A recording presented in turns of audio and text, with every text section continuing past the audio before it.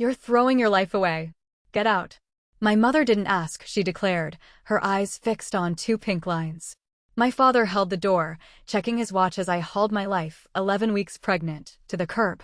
Nora Jenkins, our kind neighbor from across the street, started to approach, but my mother stepped between us, her voice sharp enough for the whole block to hear. She did this to herself. Then she threw my coat into the street after me. Nobody called the night I gave birth. I gripped a cold metal rail through the worst of it and named my daughter alone. 3 years, not one visit. Then they were on my porch, beaming, reaching for my child, Lucy, like she was a prize they'd finally collected.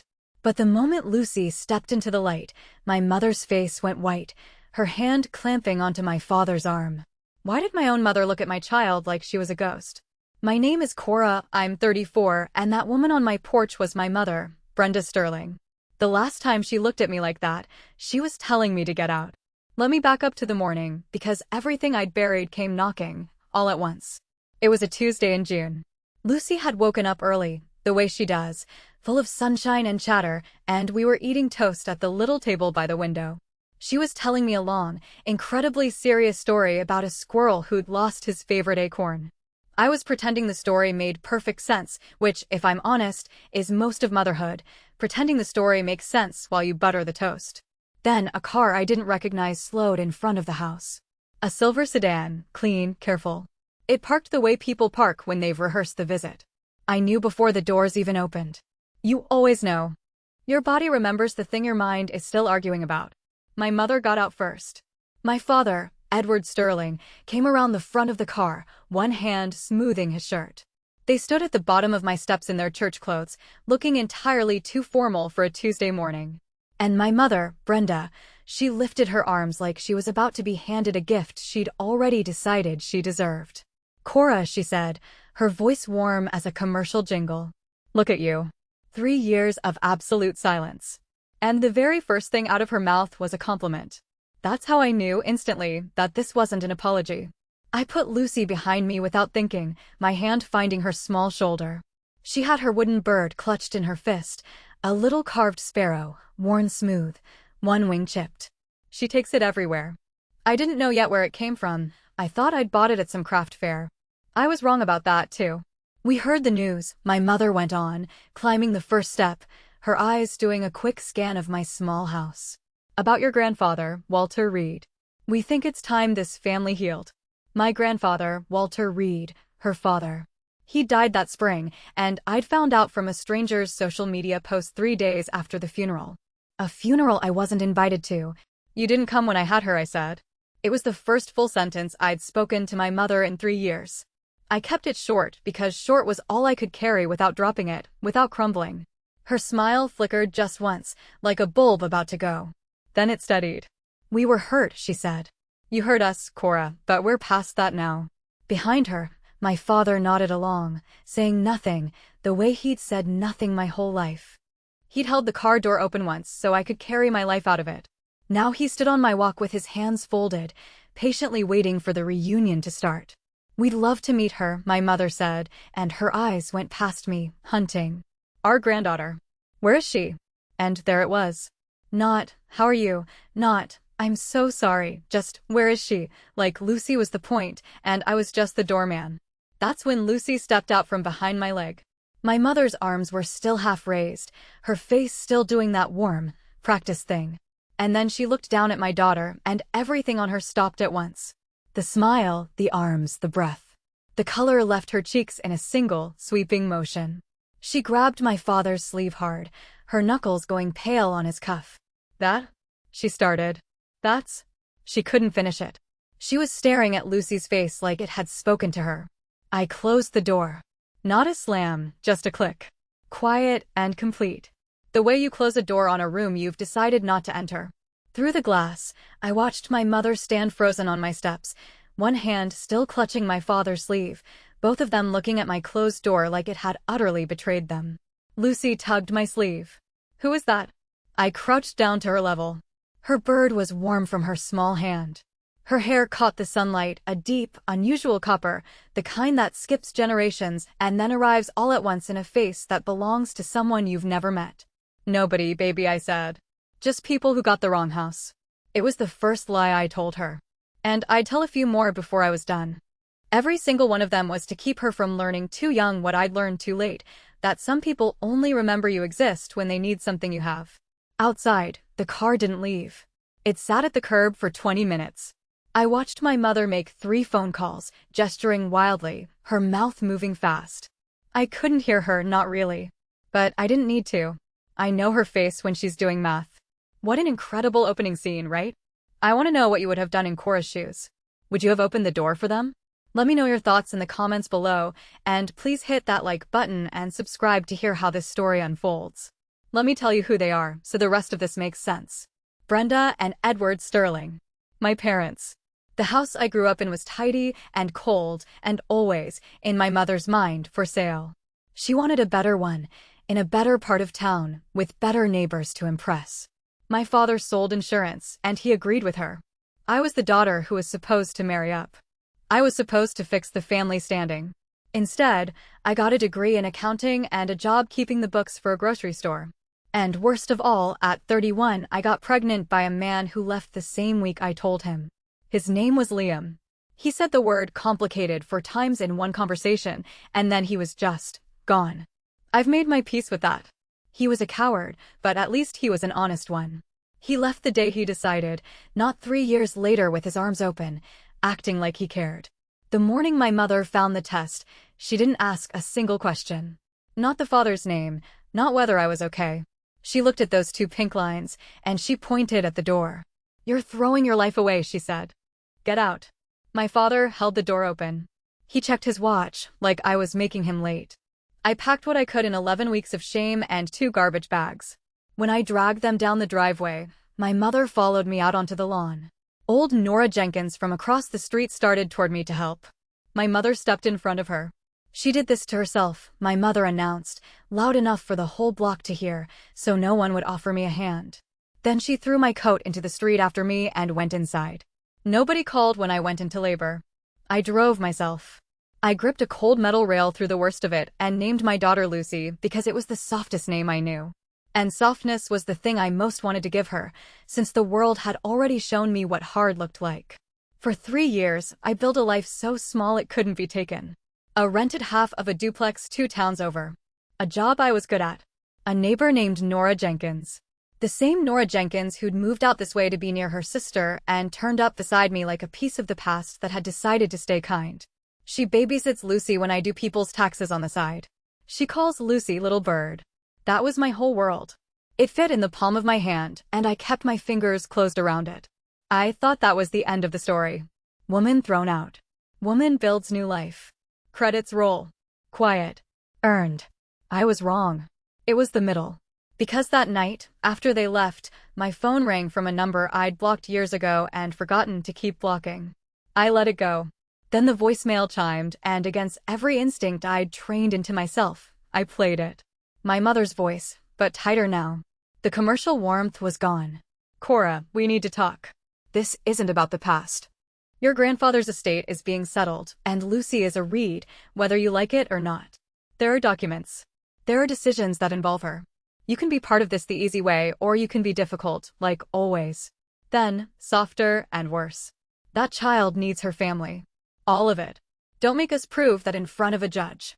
I stood in my kitchen holding the phone, and for the first time in 3 years, I was afraid. Not of my mother. I'd survived my mother. I was afraid of the word she'd used, the one she'd sharpened and left in the message on purpose, so I'd hear it all night. Judge. Before I tell you what I did next, I have to be honest with you because you've stayed with me this far.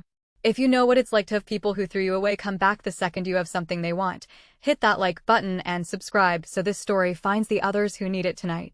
And tell me in the comments where you're listening from. I read every single one. It helps to know I'm not talking to an empty room. Now, let me take you back to that kitchen and the mistake I almost made. The mistake I almost made was calling her back. I stood there with my thumb over her number for a long time. Not because I missed her.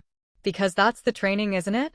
Someone raises their voice and your whole body wants to make the noise stop.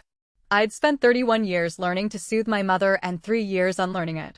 And one voicemail almost put it all back. I put the phone face down on the counter. Then I did the only smart thing I did that whole week. I wrote down the date, the time, and exactly what she'd said, word for word. Not because I'm dramatic, but because I keep books for a living. And the first thing you learn keeping books is that memory is a liar, and a record is not. Then I went and checked on Lucy. She was asleep with the sparrow on the pillow beside her, that little chipped wing pointing at the ceiling. I stood in her doorway longer than I needed to. The next morning, my uncle found me at work. I keep the books for Grocer's Alley, a family grocery on the north end of town. I was at the back desk running the week's numbers when Carol from the registers leaned in and said a man was asking for me. Not a vendor. Family, he'd said. Kevin Reed is my mother's younger brother, and he's the version of her that learned to smile. Where she gets loud, he gets smooth. He came back to my desk in a good coat, holding a to-go coffee he'd bought to look casual. And he sat down across from me like we did this every week. Cora, God, it's been years. You look well. You look really well. What do you want, Kevin? He laughed like I'd said something charming. Straight to it. You always were the sharp one. He set the coffee down. I'm here because somebody in this family has to act like an adult, and it isn't going to be your mother. I'll give him this. He's good. He spent 10 minutes agreeing with me. My mother was difficult. The way they'd treated me was wrong. He'd always thought so. He just hadn't known how to reach me. He was so sorry about how I'd had to have the baby. He said the baby like he'd practiced not saying the money. Then he got to it. Your grandfather left a complicated estate, he said, lowering his voice like we were partners now. Reed's tools, the buildings on Elm Street, the land out by the county line. It's a lot, Cora. And Walter, God rest him, he got strange at the end. Secretive.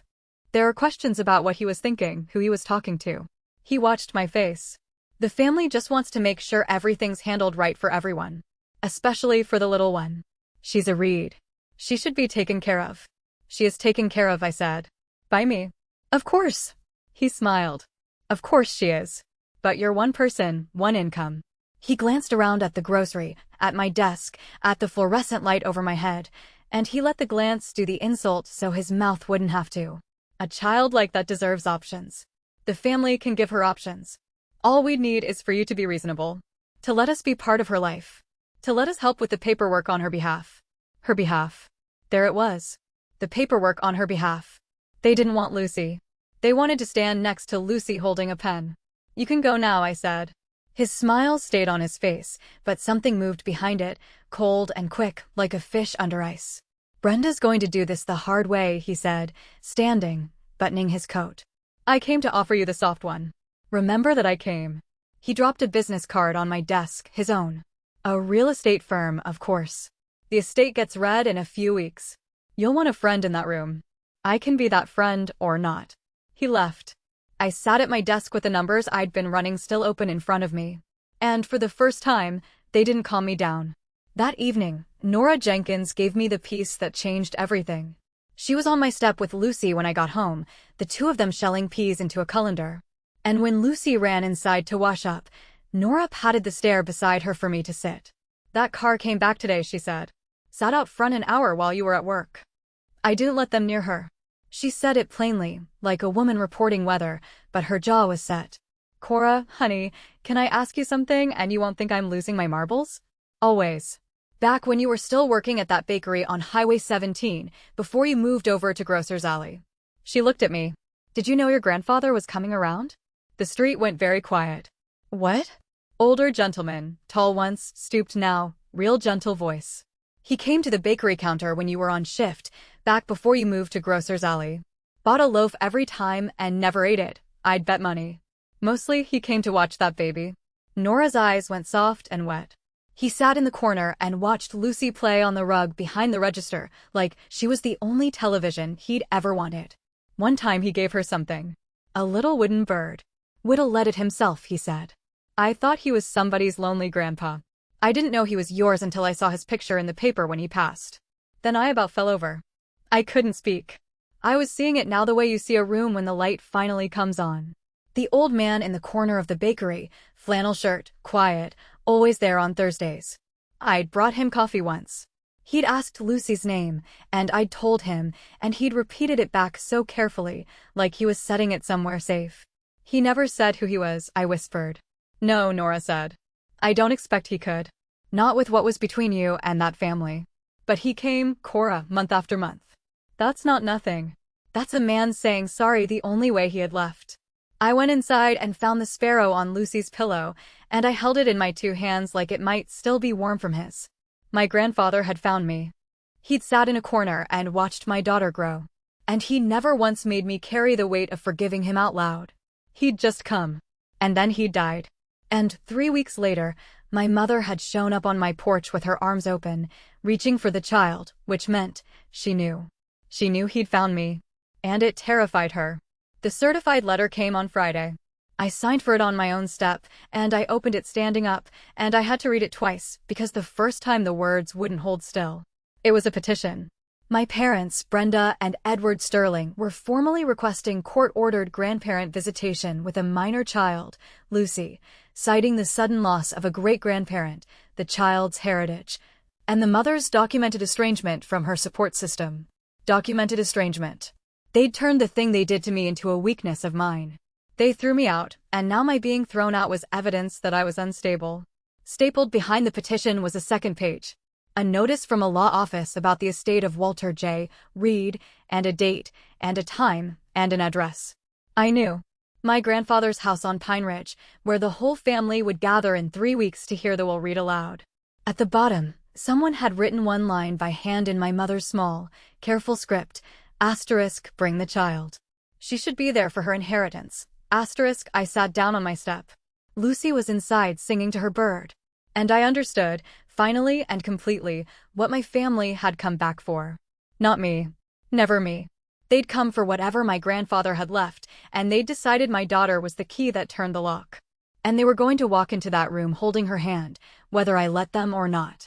What they didn't know, what none of them knew yet, was that the old man in the corner of the bakery hadn't just come to watch. He'd come to decide.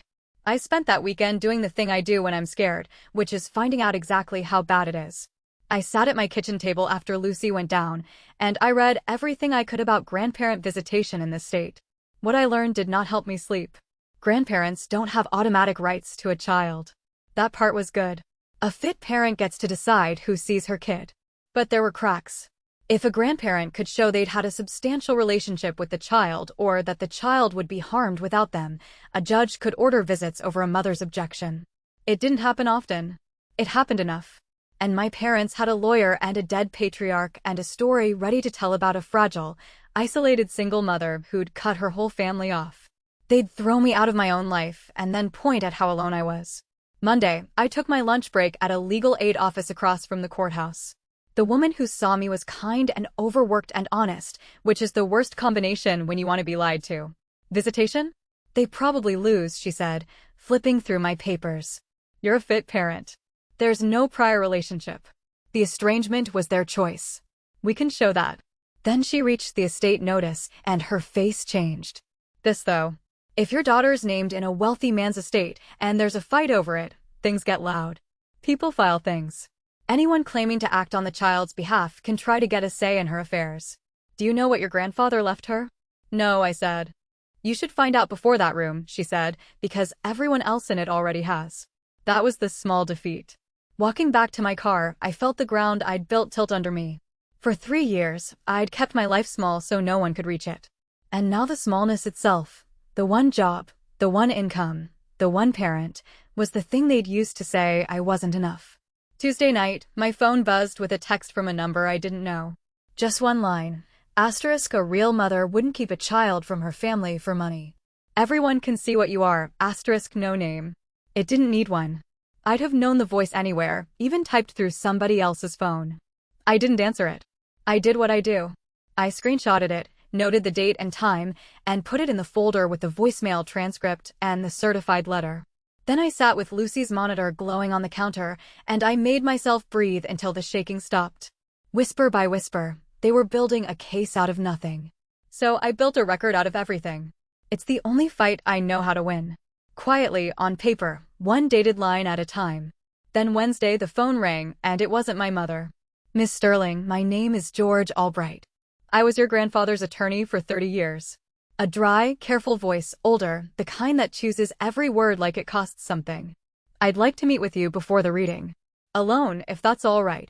There are things Walter asked me to give you myself, and things he asked me to say. Some of them I've been holding for a while. I met him the next evening at his office on Elm Street, above one of the old Reed buildings, after everyone else had gone home. He was thin and precise, with reading glasses pushed up into white hair. And on his desk sat a plain wooden box the size you'd keep letters in. "Your grandfather came to me 18 months ago," he said. And he was not the man his daughter has been describing to people this month. He was sharp as a tack and twice as pointed. He'd found something out, and it had rearranged him. "What did he find out?" I said. George looked at me over the glasses. "That you didn't run off. That you didn't abandon this family for some man the way Brenda told everyone. He found out his daughter looked at a scared pregnant girl and put her out on the curb, and then spent 3 years telling him a different story so he'd stay angry at you and generous with her." He said it flat, but his hands were folded tight. Walter believed her for a year and a half. He was ashamed of that until the day he died, so he did something about it. He slid the box across the desk. "He wanted you to open this before the reading," he said. "So you'd walk into that room already knowing." I opened it. On top was the sparrow. A second one, twin to Lucy's. Same chip missing from the same wing, whittled by the same slow hands. Beneath it, a thick folder of documents, tabbed and clipped, the language dense and legal. And beneath that, a letter in a hand that shook a little, written on the lined paper of a man who'd stopped trusting his own steadiness. I read the trust first, because I read numbers before I read feelings. That's the training, and it saved me that night. It was called the Lucy Sterling Fund. It said, in language that left no room to wiggle, that the entire residuary estate of Walter J. Reed's tools, the Elm Street buildings, the county land, the accounts, all of it. A figure with more zeros than my whole life had ever held. It passed not to his children, but into a trust for the sole benefit of one person, my daughter. And it named the trustee, the one adult with legal control over every dollar of it until Lucy came of age. Me, Cora Sterling. Sole trustee. No committee, no cosigner, no brother, no sister, no Brenda. One clause was underlined by hand, the ink pressed hard enough to nearly tear the page. Asterisk, it is my specific intent that my daughter Brenda Sterling and my son Kevin Reed receive nothing from my estate, and that neither they nor their agents hold any authority over the trust or the child. I make this choice knowingly, of sound mind, and with more clarity than I have had in years. Asterisk, then I read the letter. I'll give you the part I've never been able to forget. Asterisk, Cora, I let them tell me a lie because the lie was easier than the truth about my own daughter.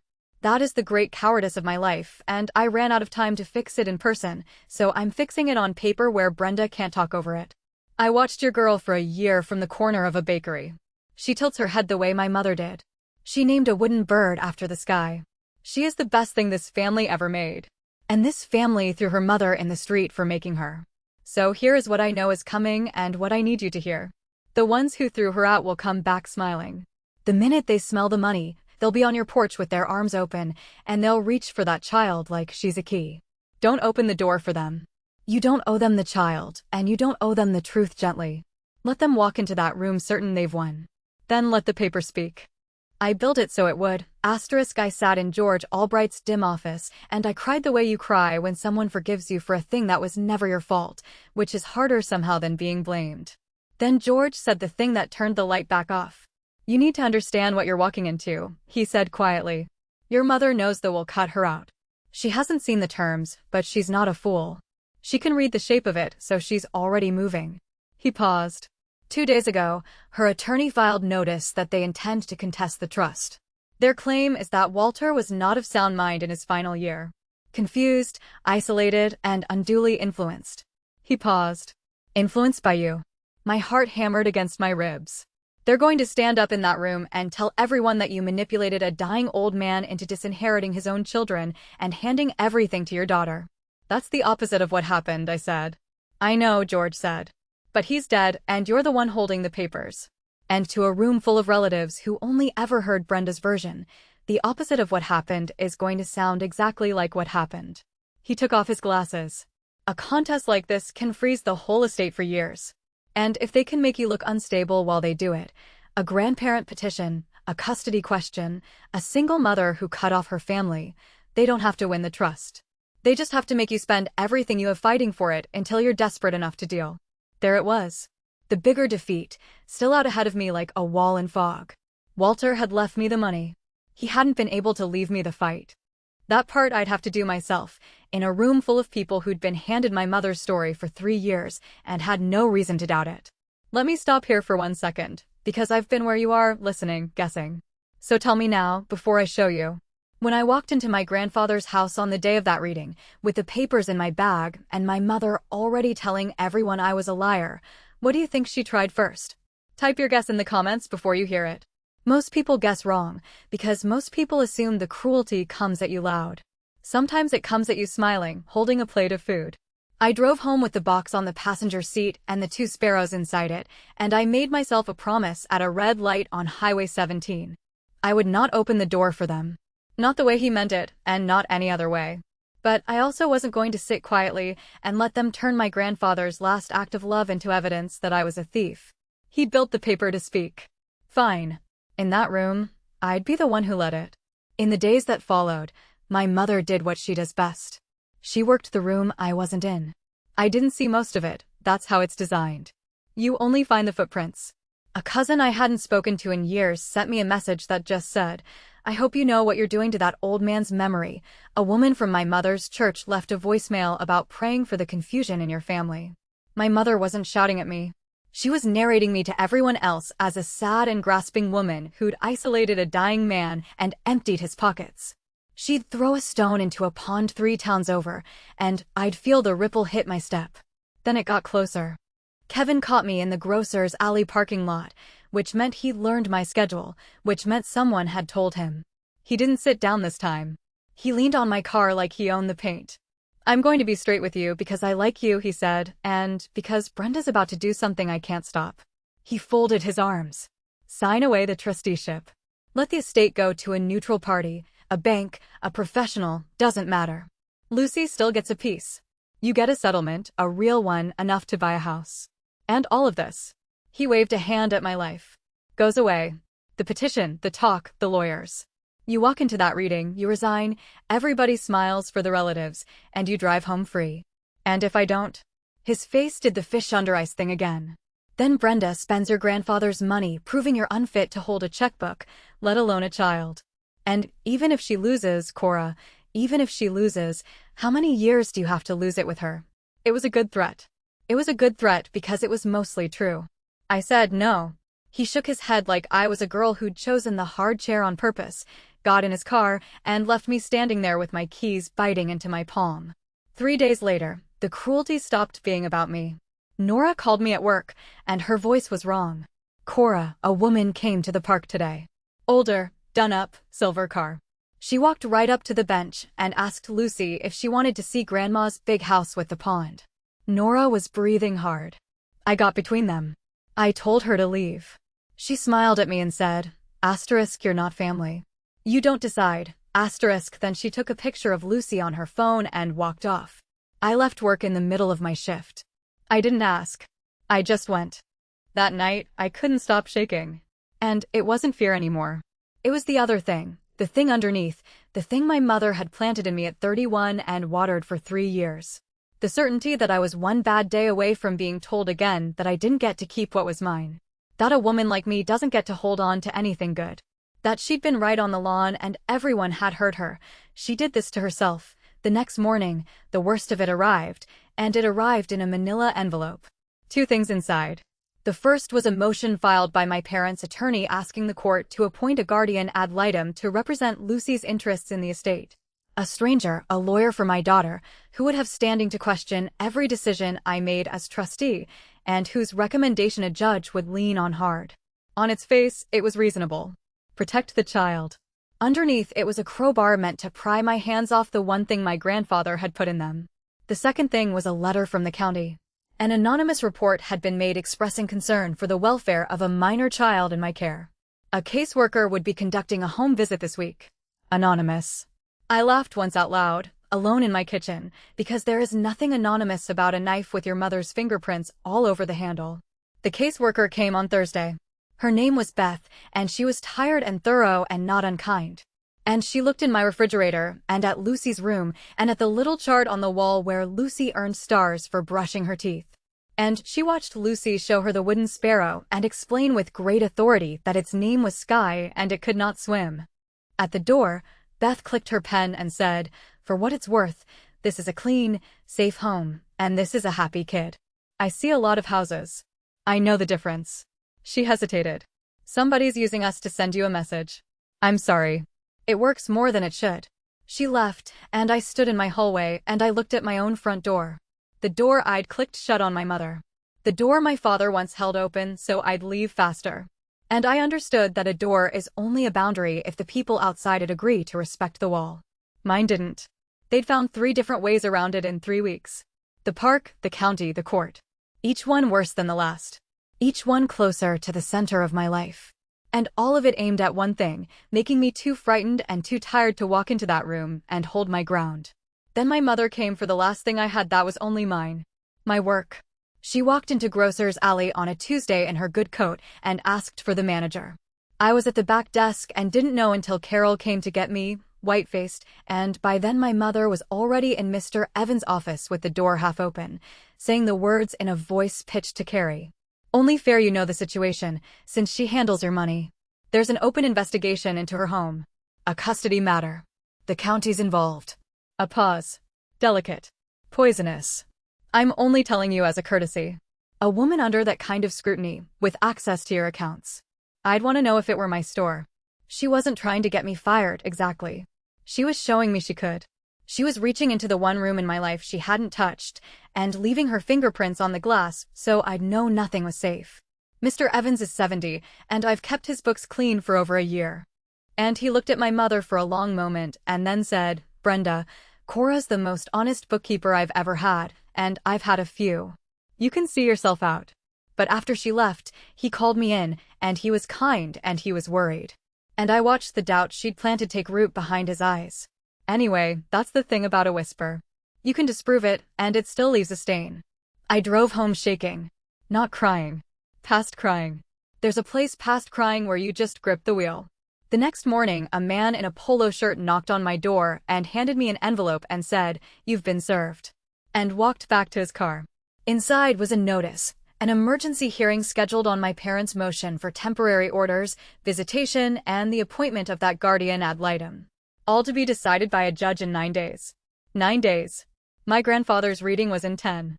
They'd timed it so a court would be weighing whether I was fit to hold my daughter the day before the family gathered to hear who he'd trusted with her future. I want to tell you, I stayed strong through all of it. I didn't. That night, Nora Jenkins came over with a pot of chicken and rice because she'd taken one look at my face at the mailbox and known. She fed Lucy and did the bath and sang the terrible, off-key song Lucy loves. And for an hour, my house was warm and full and normal. And I sat on the floor building a tower of blocks with my daughter and laughing at the squirrel story, which had grown a whole subplot since Tuesday. Then Lucy knocked the tower down, delighted, and said, "Again, Mama, build it again." And something about the phrase, "build it again, build it again," landed in the exact center of me. And I had to get up fast and go into the bathroom and run the water so no one would hear. I sat on the edge of the tub with a towel pressed to my mouth, and I let 3 years out at once. Not loudly, quietly, the way I do everything. The way he did. I cried because I was tired of building it again. I cried because a woman had walked into my job and my county and my park and my kid's whole life, and I couldn't lock a single door she couldn't pick. I cried because underneath all of it, in the place my mother had built when I was small, a voice was still saying, asterisk, she's right. She's always been right. You don't get to keep the good things. Asterisk. Then I washed my face, and I went back out, and I built the tower again. Because that's the answer, it turns out. When they knock it down, you build it again. And you let the kid watch you do it, so she learns that's what we do. After Nora left, I couldn't sleep, so I did the thing I'd been avoiding. I drove to the bakery on Highway 17.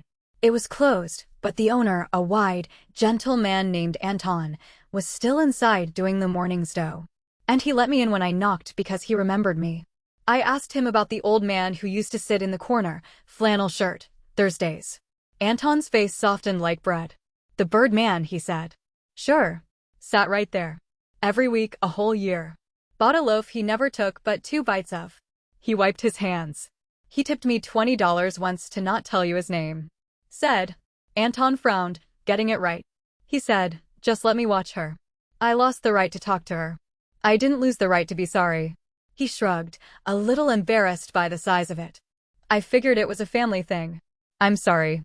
I should have. No, I said. No, thank you. You gave him something I couldn't have. You let him sit down. I drove home in the dark with that sentence in my chest. I didn't lose the right to be sorry, and I understood that my grandfather, Walter Reed, and I had been doing the same thing for 3 years, from opposite ends of the same table. Both of us keeping our love small and quiet because we thought that was all we were allowed. The difference was he'd run out of time to make it loud. And I hadn't. Not yet. I called George Albright that night. And I nearly told him I'd resign. I want to be honest about that, because you've trusted me this far. I sat on my kitchen floor with the sparrow in my hand, and I said the words out loud to the empty room, practicing them. I'll give it up. Just make them stop. Let me keep her and take the rest. That's the sentence they'd built the whole machine to squeeze out of me. And it was right there in my mouth. What stopped me wasn't courage. It was arithmetic. I'm a bookkeeper. I sat on that floor and I did the only thing I know how to do when I'm drowning. I ran the numbers. If I resigned, a neutral party would control my grandfather's estate. And the people who'd whisper in that neutral party's ear would be Brenda and Kevin, because they were the family. And I was the woman their story had already convicted. Lucy would get a piece on their terms, doled out by people who'd sat in a bakery corner exactly 0 times. And the message my daughter would grow up inside of, the one that would shape her more than any dollar, would be that when the powerful people in your family decide you're disposable, you hand them what's yours and you thank them for letting you keep the child. That was the inheritance my mother actually wanted to pass down. Not the money. The lesson. That people like us don't get to hold on. And I would rather burn than teach it to Lucy. So I called George Albright and instead of resigning, I asked him a bookkeeper's question. The reading is Saturday. Everyone will be there. The whole family. Witnesses. Yes, he said. Brenda insisted on a full reading in the house. She thinks a room full of relatives will pressure you into folding. She's staging it as her victory. Good, I said. And I felt something turn over in my chest, cold and clear and steady for the first time in weeks. Let her stage it. Who else knew Grandpa at the end? Who saw him? Not her version of him. Him. There was a pause on the line. And when George Albright spoke again, there was something almost like a smile in it. His sister, he said. Beatrice, your great-aunt. She's 85. And she drove him to 2 of those bakery visits herself, because he'd stopped trusting his own night vision. She knows exactly what Brenda did, and exactly what Walter decided. And she has been sitting in that family for a month, listening to her niece lie, waiting for a reason to open her mouth. He paused. Brenda invited her to the reading to fill a chair. She has no idea what she's put in the room. I hung up and I sat with that. My mother had spent 3 weeks building a room. She'd stacked it with relatives who'd only heard her story. She'd frozen the estate, sicked the county on me, sent a stranger after my kid at a park, and rehearsed a speech about a fragile little liar who'd stolen a dying man's fortune. She'd thought of everything. She'd forgotten who the old man loved. She'd forgotten that when you keep a person out of a family for 3 years, you don't just lose track of them. You lose track of who's been quietly on their side the whole time. I looked at the 2 sparrows on my table. Lucy's and the one Walter left for me. Wing to chipped wing. Okay, Grandpa, I said. Saturday. I won't open the door for them. I'll let the paper speak. But first, there was Friday. The emergency hearing came the day before the reading. In a small courtroom that smelled like floor wax and other people's worst days, my parents sat at their table with a lawyer in an expensive suit. I sat at mine with the legal aid attorney who'd squeezed me onto her calendar, a thick binder, and a heartbeat I could feel in my teeth. Their lawyer went first, and he was smooth, and he was cruel in the polite way that costs extra. He described a vulnerable child in the care of an isolated mother who had severed every stabilizing relationship in her life, and now stood to control a significant inheritance with no family oversight. He never raised his voice. He didn't have to. He made my whole survival sound like a symptom. For 10 minutes, I watched a judge's face and couldn't read it.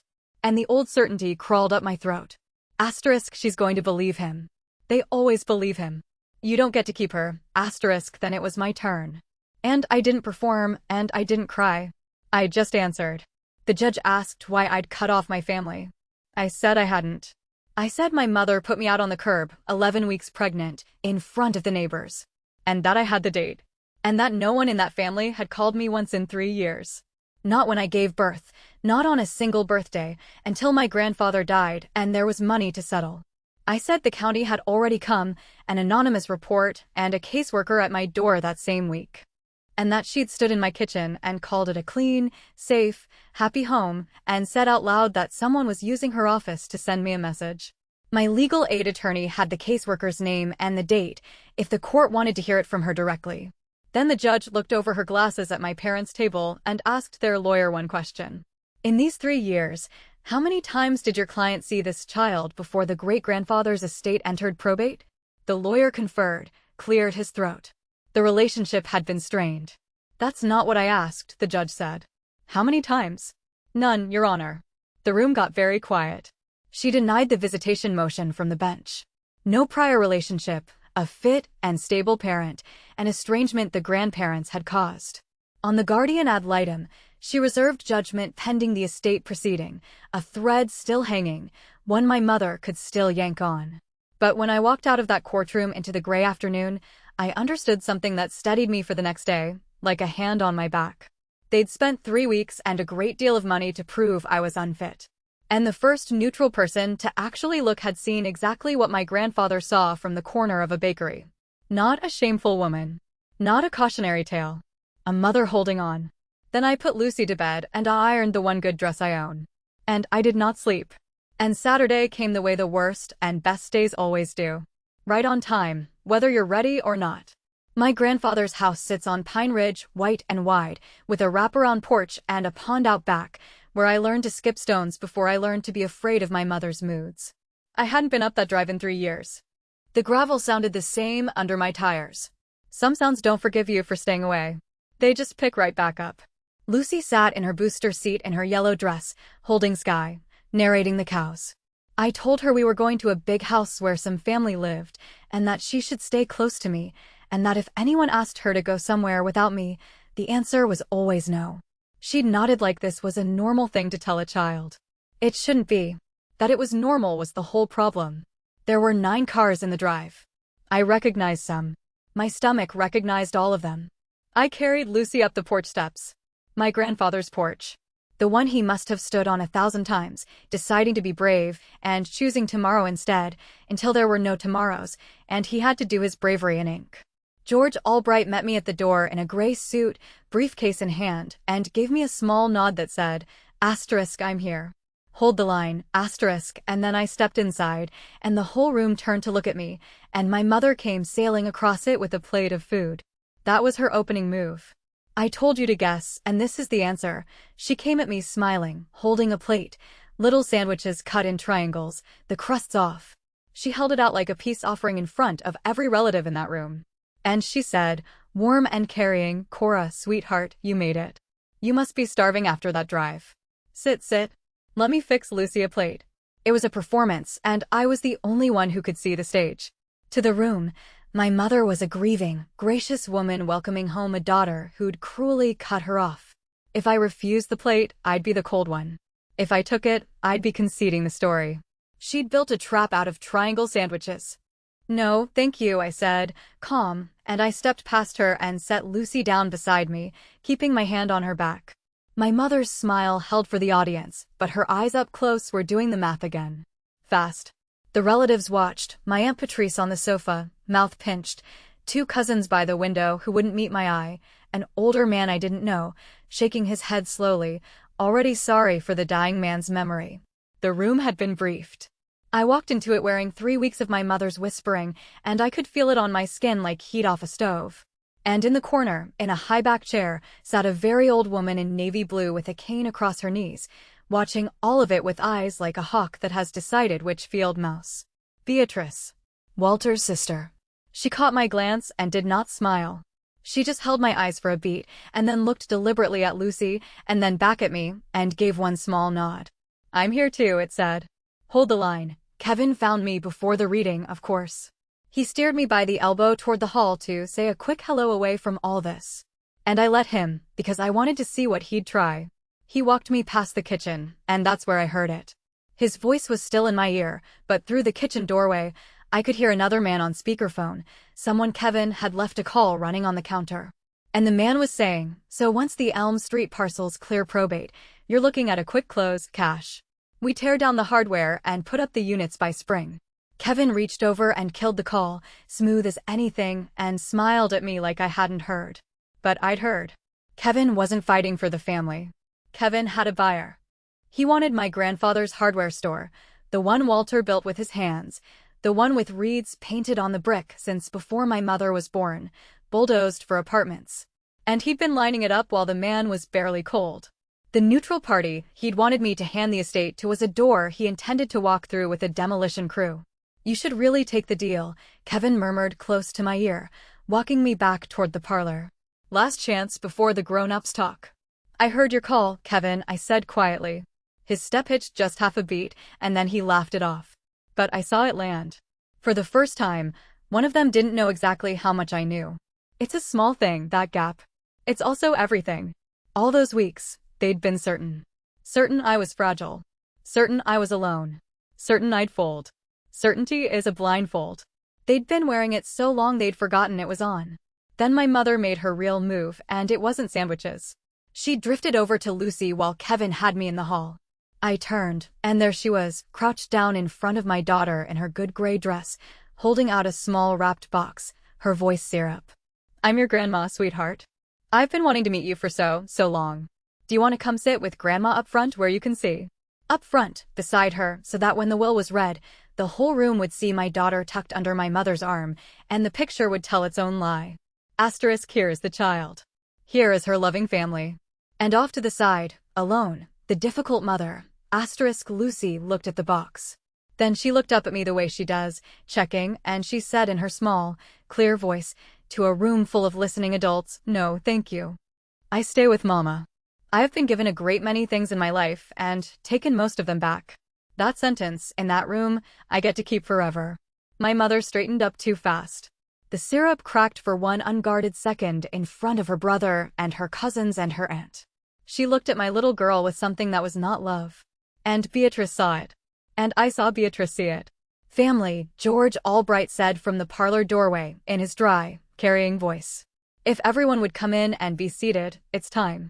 We filed into the front parlor where my grandfather's big desk had been cleared, and his chair sat empty at the head of it. And the family arranged itself on borrowed folding chairs in rows, the way we do for weddings and funerals, and the reading of wills, which are only the third kind of ceremony where a family decides who counts. My mother sat in the front row, center, with my father beside her and Kevin beside him, a united wall of good clothes and grief-shaped faces. I sat 2 rows back with Lucy on my lap and Sky in her fist and George's box in my bag. Beatrice sat across the aisle, cane upright between her hands, like a woman prepared to stand. George set his briefcase on the desk and opened it. "Before I read," my mother said, rising smoothly to her feet, turning to face the room.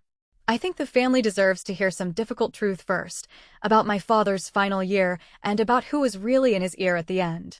She turned, and she pointed at me, and 40 years of that pointing finger arrived all at once. "That woman," she said, manipulated a confused, dying old man. And the room turned to look at me, and my mother smiled, because in her version of this day, this was the moment I broke. I did not break. I sat with my daughter on my lap, and I let my mother talk, because I had learned the hard way over 34 years that the fastest way to lose to Brenda Sterling is to interrupt her before she's finished hanging herself. "My father was a proud man," she told the room, pacing now, working it, strong his whole life. "But this past year, he was not himself. Forgetful, secretive. He'd disappear for whole afternoons and not say where." She pressed a hand to her chest. "And I have since learned, we have all since learned, that where he was going was to her. To Cora. The daughter who abandoned this family, who ran off pregnant and cut us out and broke her father's heart, and who came crawling back the moment there was money to be had." A murmur went through the folding chairs. Aunt Patrice nodded. The old man I didn't know made a low, disgusted sound. "She isolated him," my mother went on, warming to it. "And here is where the depth of her showed, because she believed it. I watched her believe it. She had told the story so many times it had become the floor she stood on. She got in his ear, a confused old man and a woman who does other people's taxes, who knows exactly how to move money around, and now we're all supposed to sit here and accept whatever she talked him into signing. She turned to George. I filed to contest it. My father was not of sound mind, and that document is not his will. It's hers. She sat down to the sound of her own audience. My father took her hand. Kevin wore the grave, reasonable face of a man who only wants what's fair. And for 1 second, I'll be honest with you, because you've stayed. For 1 second, it got in. 3 weeks of it, 3 years of it, 34 years of it. All of it landing at once in a room full of people who'd already decided. My throat closed, my eyes stung. I felt the old thing rise up, the certainty that I was exactly what she said, that I'd done something shameful just by existing, that I should apologize for being alive in her line of sight. Lucy shifted on my lap. She reached up without looking and patted my jaw with her small, warm hand, the way she does when she can feel me getting far away. And the thing my mother never understood is that she'd handed me the one weapon she couldn't take back. She'd made me a mother. And a mother doesn't get to fold in front of her kid, because the kid is watching to learn what happens to women like them when the powerful people decide they're disposable. So I breathed. I put my feet flat on my grandfather's floor, and when the room had finished murmuring, I spoke. And I kept my voice exactly as low and level as hers had been high and grand, because I'd learned that too. That in a loud room, the quiet voice is the one people lean in to hear. You're right that he was going somewhere every afternoon, I said. Would you like to know where? The room stilled. He was going to a bakery on Highway 17, I said. He'd order a loaf he never ate, and he'd sit in the corner for an hour, and he'd watch a little girl play behind the register. My daughter. Your granddaughter. The one you just tried to hand a wrapped box so she'd sit up front for the photo. I looked at my mother. He watched her for a year, Mom. He didn't say a word to me. He just came. Because somebody had told him a story about why I left. And it took him a year and a half to find out the story wasn't true. My mother's face did something then. A flicker, fast, that she covered. But Beatrice saw it, and 2 of the cousins saw it. And once a room starts watching for the flicker, the performance is already over. She just doesn't know it yet. That's a lovely story, my mother said, but her voice had climbed half a step. You have no proof. He actually, George Albright said, and the whole room turned, because a lawyer who's been silent for 20 minutes has a way of getting a room when he finally moves. She doesn't need proof. I do. And I have it. He set a hand flat on the folder on the desk. Brenda, you filed to contest this instrument on the grounds that your father lacked capacity. As the attorney who drafted it, I'm obligated to tell you, and everyone here, that I took specific steps precisely because your father predicted, almost word for word, the argument you just made. He looked at her over his glasses. He was a careful man, right to the end, which the record will show. Then read it, my mother snapped. And there was the first crack in her own voice, the grand grief slipping toward something harder. Read it, George, so everyone can hear what she did. Yes, George said mildly. Let's. He opened the folder. And I felt my grandfather's whole plan turn over and catch like an engine on a cold morning. The thing he'd built in ink because he'd run out of breath to build it in person. This is the last will and testament of Walter James Reed, George Reed, executed in my office 11 months ago, witnessed by 2 members of my staff, and accompanied by a physician's letter, dated the same day, attesting to his full mental competence. He paused and let that land, and my mother's hand tightened on my father's. Walter asked me to read the dispositive provisions first without softening them, and then to read a letter. He was very specific about the order. He wanted you to hear the what before you heard the why. He turned the page. To my daughter Brenda Sterling and to my son Kevin Reed, George read. I leave the following. The room held its breath. My mother lifted her chin, ready at last to receive what she'd come 3 weeks and 3 years to collect. I leave the following. George read again, and then, without hurry. Nothing. The words sat in the room like a dropped plate. To my daughter Brenda and my son Kevin, George continued, reading straight off the page. I leave nothing. Not the business, not the buildings, not the land, not a dollar. I do this knowingly and of sound mind. And I ask my attorney to say those words twice, so no one can pretend I was confused when I chose them. That's not. My mother was on her feet. That is not what my father. Sit down, Brenda, said the old woman in navy blue. And Beatrice's voice cut through the room like a blade drawn slow. You wanted it read. Let the man read it. My mother sat. Because even now, even here, she was still somebody's little sister. And Beatrice had 85 years of not being afraid of her. George turned the page. The entirety of my estate, he read, I place into a trust for the sole benefit of my great-granddaughter, Lucy Sterling. A sound moved through the chairs, sharp, involuntary. The trust is to be administered by a single trustee with full and sole authority. And that trustee is to be Lucy's mother, my granddaughter, Cora Sterling. Not a bank, not a committee. Her. I have watched Cora raise that child alone, on nothing, with more steadiness than anyone at this reading ever showed me. I trust her with the only thing I have left to give. Every head in that room turned to look at me. 3 weeks of my mother's whispering met 11 months of my grandfather's ink. And the ink was louder, because the ink was his, and they all knew his signature, and there it was. My mother's face had gone the color of the walls. Beside her, Kevin had stopped performing entirely. He was staring at the folder like a man watching his own house catch. He was not in his right mind, my mother said, but the grandness was gone now, and what was left was thin and fast. She got to him. He said you'd say that, too, George said. And he lifted the second page, the letter, the one written in a shaking hand on lined paper, so he answered you in advance. These are his words. I'm going to read them exactly. And he read my grandfather's letter to the room. And I listened to a dead man defend me to the people who'd buried him, and I held my daughter, and I did not make a sound. To my family, George read, if you are hearing this, I am gone, and Brenda is standing in my parlor telling you that my mind went soft at the end. My mind did not go soft. My heart did. There is a difference, and I spent too many years confusing the two. For 2 years, I believed my daughter when she told me Cora had run off in disgrace and abandoned us. I let a scared, pregnant girl disappear into the world without so much as a phone call, because the lie was more comfortable than the truth about how Brenda treated her. That is the great shame of my life. Then I learned what really happened on that lawn. I learned that my daughter looked at her own pregnant child and threw her into the street and stood in front of the neighbors so no one would help her carry her bags. I learned that no one came when Cora gave birth. And I learned that the woman had spent 3 years telling me a story so I'd stay angry and keep signing checks. George's dry voice never wavered, but I saw his knuckles on the page. So, I made a choice, he read. The ones who threw her out will come back the moment they smell the money. They'll come smiling. They'll reach for the child like she's a key. I have built this so that when they do, they will reach into an empty box. Everything I have goes to the great-granddaughter I was too much of a coward to claim in daylight, and to the granddaughter I failed. Brenda, Kevin, you did not lose this because Cora took it. You lost it the day you decided she was disposable.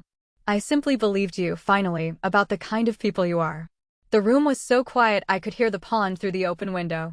I watched it move through them one at a time, the way a change in weather moves across a field. The old man who'd shaken his head at me, my grandfather's cousin, it turned out, was staring at my mother now, not me, and his face had gone hard. One of the cousins by the window had a hand pressed over her mouth. Aunt Patrice's pinched expression had come loose at the edges, and she was looking back and forth between my mother and my daughter, like a woman recounting money and coming up short. Because they'd all heard it now. Not my version, not Brenda's version. His. In his own careful sentences, in a hand they all recognized, a man they'd buried 3 months ago had reached up out of the ground and told them precisely which of his daughters had lied to him, and for how long and why. You can argue with a living person. You can't cross-examine a letter that predicted every word you'd say. My mother felt the room turn. I watched her feel it. She'd walked into her father's parlor with a plate of triangle sandwiches and a rehearsed speech and a wall of relatives she'd spent 3 weeks stacking. And now the wall was looking at her and the arithmetic on her face had stopped adding up. She reached for the one prop she had left and found the shelf bare. He was manipulated, she said again, but quieter, to a room that had stopped nodding. You all know how she is. Nobody answered her. That was the worst sound in the world for my mother. Not an argument. Silence. A room full of family declining to agree. And then Lucy, who had been patient the way small children are patient right up until they aren't, held up her wooden sparrow into that silence and said to no one and everyone, "Skye says the man in the bakery made her." I lifted the second sparrow out of my bag. The twin, the one Walter left me in the box. Same chip, same wing. And I set it on my knee beside hers, and I didn't say anything, because I didn't have to. 2 little birds from the same slow hands. Half the room understood in an instant. The other half understood when Beatrice rose to her feet, cane and all, and turned to face the family. I drove him to that bakery, she said, twice, because he'd stopped trusting himself behind the wheel at night. I sat in the car and watched my brother watch that baby through a window like she was the sunrise. He carved those birds at my kitchen table. Her voice cracked once, then steadied, iron under the crack. He was sharper at 88 than the two of you have been your whole lives. Don't you dare stand in his house and call him confused, because he finally saw you clearly. She looked down at my mother. You told him she ran off. I heard you tell him, and I held my tongue for 2 years to keep the peace, and I have hated myself for it, and I am done. She turned to George. Whatever you need me to sign, I'll sign it. I'll say it to a judge. Walter Reed knew exactly what he was doing. My mother came apart then. Not gracefully. She stood up so fast her chair went over. This is a setup, she said, loud now, the church warmth gone, her fingers swinging around the room. All of you. She turned my own hand against me. She's been planning this. She does numbers. She knows how to, she rounded on me. You ungrateful little, after everything we gave you. You gave me 2 trash bags, I said. I didn't raise my voice. That was the whole thing. And I want you to hear it, because it's the only power I had, and it turned out to be enough. I stayed as quiet as my grandfather's letter. She got louder, and I got lower. And a room can only lean one direction at a time. You gave me 2 trash bags and a coat in the street, I said. You stood in front of Nora Jenkins so she couldn't help me carry them. I have thought about that morning every day for 3 years, Mom, and I finally understand it. You weren't protecting this family's name. You were making sure everyone watching knew I'd been cast out, so that if I ever came back, I'd come back small. I looked at her steadily. He saw that. That's why he did this. Not because I got in his ear. Because he finally got close enough to see who is in yours. That is slander, Kevin said, standing, buttoning his coat, reaching for the reasonable voice. Cora, you need to think very carefully about, how's your buyer, Kevin? He froze with one hand on a button. The one on your phone in the kitchen, I said, still quiet, letting the room fill it in. Cash close on the Elm Street parcels once probate clears. Tear down the hardware store, put up units by spring. I turned to the relatives, the aunts and cousins who'd grown up walking into that store for nails and paint and Walter's terrible jokes. That's what the neutral party was going to do with your family's name on the brick. That's what all of this was for. Not Lucy. Never Lucy. The land under the building. Aunt Patrice's pinched mouth had come open. The old man who'd shaken his head at me was now shaking it at Kevin. The room was turning one chair at a time, the way a room does when it finally sees which story was the performance. George spoke into it, calm and terminal. For the record, since a contest has been filed, the will is accompanied by a physician's competency letter dated the day of signing, was witnessed by 2 members of my staff who are prepared to testify, and at Walter's own insistence. The signing was recorded so that his state of mind would speak for itself. Any challenge on capacity will fail. I told Walter it was excessive. George almost smiled. He said, and I quote, Brenda will try anyway. Let her spend her own money on it, since she won't be spending mine. And the county report? I said. The anonymous one about my daughter's welfare and the woman who walked up to Lucy at the park and took her picture? I didn't accuse. I didn't have to. I just laid the 3 weeks on the table like receipts and let everyone match the handwriting. The caseworker found a clean, safe, happy home. She also said someone was using the county to send me a message. I think everyone in this room can guess who. My mother looked around for her audience and found it gone. The nods had stopped. The sympathy had curdled. Her sister was standing against her. Her brother was exposed. Her father's own voice had come out of a folder and named her twice, of sound mind. And here is the thing about my mother that I finally understood in that parlor. She is not a mastermind. She never was. She's a frightened, grasping woman who learned young that the way to feel like enough is to make someone else the one who isn't. She'd spent my whole life needing me to be the failure so she could be the success. And when my grandfather handed his fortune to my daughter and his verdict to the room, he didn't just take her inheritance. He took her story. The one where she's the good one and I'm the shame. That's what she came apart over. Not the money. The mirror. She didn't apologize. People like her almost never do. She reached one last time for the only move she had left. She made herself the victim. After I raised you, she said, and now there were tears, real ones, furious ones. After everything I sacrificed. My own father choosing a stranger's child over his own blood. Over me. She pressed her hand to her chest. You've all been turned against me. I'm the one who lost my father, and not one of you, Mom. I stood up, Lucy on my hip, Sky in her fist. You didn't lose him 3 months ago. You lost him the day you told him I ran away. You just didn't find out until today. For a moment, nobody moved. My mother stood in the middle of her father's parlor in her good gray dress and looked at a room that had finally stopped believing her, and there was nothing left to perform for. My father rose beside her.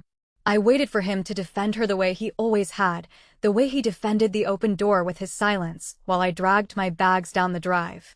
Instead, he looked at me, and for the first time in my life, I watched Edward Sterling try to find a sentence of his own. Cora, he said. The baby. She really does look just like. My mother's voice snapped like a leash, and my father closed his mouth and put his hand under her elbow. And I understood that whatever small, true thing had almost surfaced in him would go back under, because it always did, because he'd chosen 34 years ago which side of the door he'd rather stand on, and he wasn't going to change it now. They gathered their coats. Nobody helped them. At the parlor door, my mother turned around for one last shot, because she can't not. Enjoy the money, she said, bitter as rind. I hope it keeps you warm, since your family won't. And I heard it. The old spell, the one designed to make me chase her down the hall and beg to still belong. 3 years ago, it would have worked. Even 3 weeks ago. We're already warm, Mom, I said. We have been the whole time. You just weren't there to see it. They left through the front door, the two of them, and my father held it for her this time. And it swung shut behind them with the same click I'd closed on my own porch a month before. A door is only a boundary if you're willing to be the one standing on the far side of it. For the first time, I was the one inside, and they were the ones out on the step, and I did not feel small. I felt like I'd finally set something down that I'd been carrying since I was a girl. The room let out its breath. Beatrice crossed to me, came tapping, and put one papery hand against Lucy's copper hair, and then against my cheek. He'd have liked how you did that, she said, quiet. He was always quiet, too, right up until it counted. She looked at me hard. He was so sorry, Cora. You should know it wasn't a small sorry. It was the kind that rearranges a man. I know, I said. He left me a letter and a bird. George stayed after the others drifted out to the porch and the cars, murmuring, the story already rewriting itself in their mouths into the version that had always been true. He laid it out for me plainly, the way he laid out everything. The contest would fail. The physician's letter and the recording made it hopeless. And now Beatrice would testify, and the family had seen the truth with their own eyes. The visitation petition had nothing under it, no prior relationship, a fit mother, an estrangement they'd caused, and would be dismissed. The guardian ad litem motion filed to pry my hands off the trust would die with the contest. And as sole trustee, I had the authority to do one thing immediately that gave me more satisfaction than the money ever could. Kevin's buyer, I said, has no seller. George said, and this time he did smile, the hardware store isn't going anywhere. You control it. Reed stays on the brick. While he packed his briefcase, Aunt Patrice found me by the window. She's my mother's cousin, sharp-tongued, the one whose mouth had been pinched shut against me all afternoon. She held her purse in front of her like a shield. I believed her, she said. It wasn't quite an apology, but it cost her. I could tell. 3 years. I believed every word. When you had the baby, Brenda told us you didn't want cards. Said you'd ask to be left alone. She shook her head. I should have wondered why a girl who wanted to be left alone would need to be told twice a year how disgraceful she was. You should have, I agreed. I didn't make it easy for her. I'm done making it easy. But I also didn't close that door all the way. And I want to be honest about why. Because it isn't forgiveness. Not yet. It's arithmetic again. Lucy is going to grow up with exactly as much family as I let into the room. And I'd rather she have one honest great-aunt who admits she was fooled than a wall of relatives who never do. So I said, you can write her a card this year, a real one. And if you ever hear my mother tell a story about me again, you can decide right then whether you're going to sit there and nod. Patrice nodded slowly, and I could see her replaying 3 years of nodding. And I let her sit in it. Some debts you don't forgive. You just let the person carry them somewhere better. I thought about my grandfather building that store with his hands, and about it standing there with his name on it.